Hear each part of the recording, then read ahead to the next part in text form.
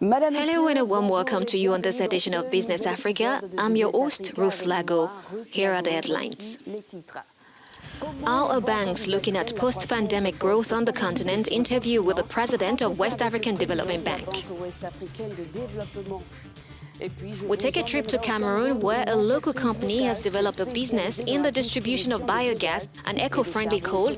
How does it work and what are the benefits? Stay tuned to find out. And finally, what can be made from banana fibers? In Uganda, Texfad uses these fibers to make bags, fabrics and even synthetic hair extensions. The African economy is expected to recover substantially in 2021, with sub-Saharan African expected to grow by 3.4%. In North Africa, aside from Algeria and Libya, Tunisia and Morocco will also benefit from the rebound of about 4%. With us, the president of West African Development Bank, Mr. Serge Ekwe. Welcome to the show. According to the IMF, countries will have to make difficult choices on the macroeconomic level.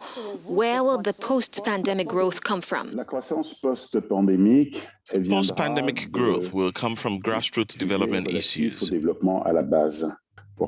To make sure that our growth is sustainable, we need to ensure that 5 perfectly identified sectors are covered and funded.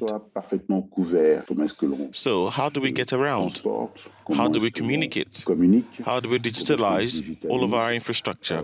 So that's the first point, to see how we get from point A to point B. Now to the second point, that's related to everything that concerns energy. It is obvious that there is no development without energy.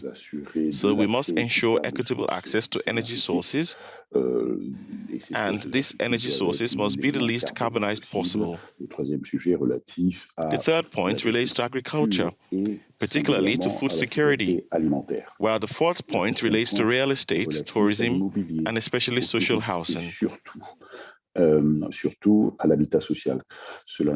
the last point, and this will not surprise you, this is related to health and education, which have been exposed by the crisis of the COVID-19 pandemic. Let's talk about the free trade area, the vast continental market, which should allow the circulation of goods and services. How is the bank involved in this project? I just want to remind you that the FTAA is an old idea. The Lagos Action Plan gave the idea of its maturity in 2000. And you can see that we are a little bit late. The idea of a market without barriers, neither social nor fiscal, without trade barriers, is very old. And this powerful idea is our contribution as a development bank. And it is precisely to ensure that everything is related to regional integration. We are a very large continent made up of regional entities, and we must, within these regional entities, ensure communication and inter-travel. We must also ensure interoperability. We must ensure that the quality of our transportation is efficient, and above all, we must ensure regional integration, because I recall that regional integration is Article 1 of our statute.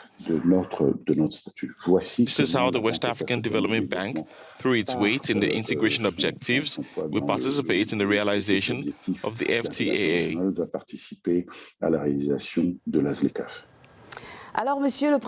The Sahel countries, Burkina Faso, Niger and Mali, members of the WADB, are experiencing periodic instability due to terrorism.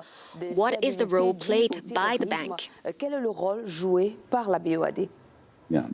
First off, these are our shareholders, the countries that you mentioned: Mali, Niger and Burkina, the Sahel countries.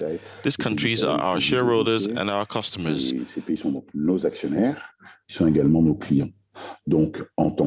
So as shareholders, we support them and they support us as customers. The second point with regards to the Sahel countries is related to security issues. It goes without saying that we will continue to look at this in consultation and coordinations with the states.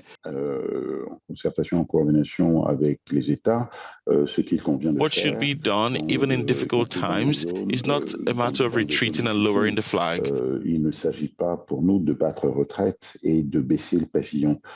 I think this would be an abandonment of our subject of sovereignty. It would be an abandonment of the presence of the states, and it will be the abandonment of the presence of the bank. Mr. Serge Ekwe, President of the West African Development Bank, thank you for joining us. Merci à vous. Merci.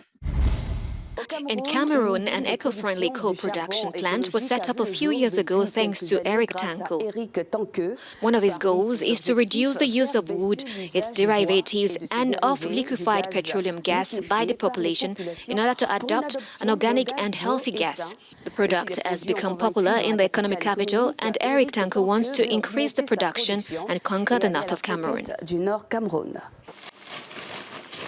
Just like every other morning, Eric Tanko is about to make an unusual delivery in Douala. These bags are packed with recycled ecological charcoal ready for dispatchment.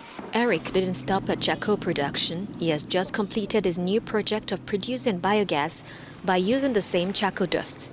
His concept is based on a clear observation. Coal dust is created during crushing and grinding of coal.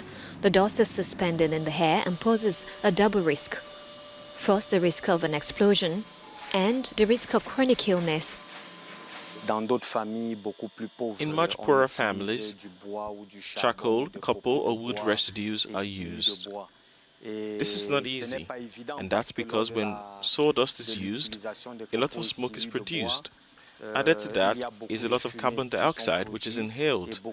This has negative health consequences. If recycling the coal dust collected in market and sawmills was a success, well, it didn't stop there. It decided to produce biogas from all that is biomass. The products are often consumed domestically, and regular consumers from the city of the gas and coal are given positive feedback. Like the Kemeni family here.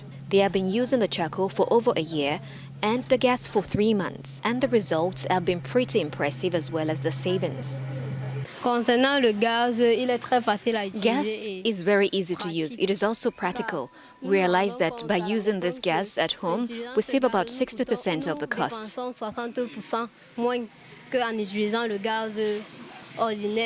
Although the objective was to make it accessible to all, the lack of support is preventing it from being mass-produced. Currently, we are producing for roughly 100 households per month. And the challenge we have today is that for the hundreds of households that we produce for, the costs are so high that the targeted people are not able to buy them. He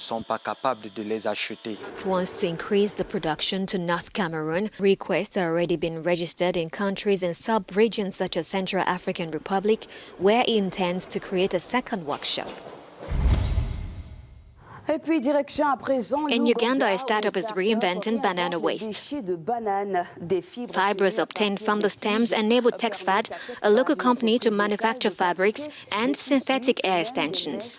A report by Africanews correspondent Razia Athman.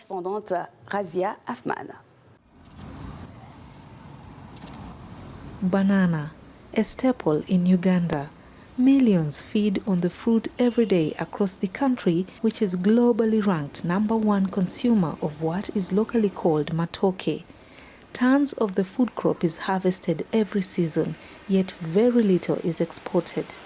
We thought by commercializing fiber from banana stem could probably help us do some value addition on the waste material that lies on the garden.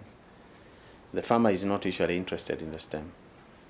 The interest is in the fruit, and when the fruit is ready, it's harvested, and the stem is left discarded down to rot. So we thought that could be a better material for us to use. The high consumption of bananas sustains its growing for 75% of farmers.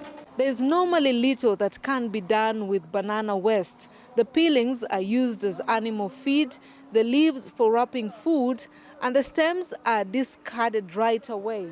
But this is where production starts for Texfad. The stems are run through a fabricated machine to extract the fiber. In a market where textile materials are expensive, it's from these tiny threads that Muturi Kimani thought he could produce household items, from paper, carpets to even synthetic hair, which is biodegradable. It is soft, it does not itch. When our women use it, The idea and a lot of research has gone into the technology, but to upscale production, Texfad needs a $2 million investment to mechanize the process.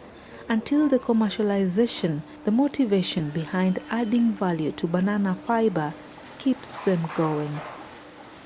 Razia Athman for Africanews in Kampala, Uganda.